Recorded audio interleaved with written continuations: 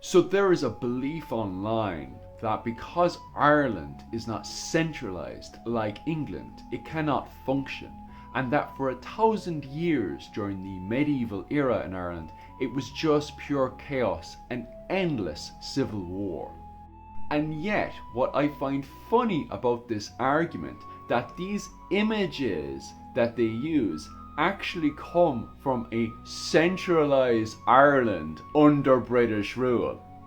And that this centralization didn't really last very long before the Irish would eventually win back its own independence, and that decentralization, because it lasted 1,000 years, must work.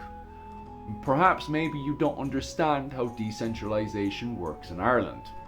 Because people like James Connolly and others believe that because of Ireland's culture of the Tuat system and then later the clan system, decentralization in Ireland works perfectly fine because of our cultural background.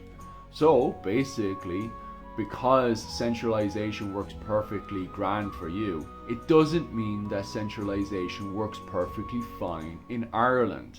And in fact, because you don't understand decentralization and how a decentralized administration could work, doesn't mean it doesn't work.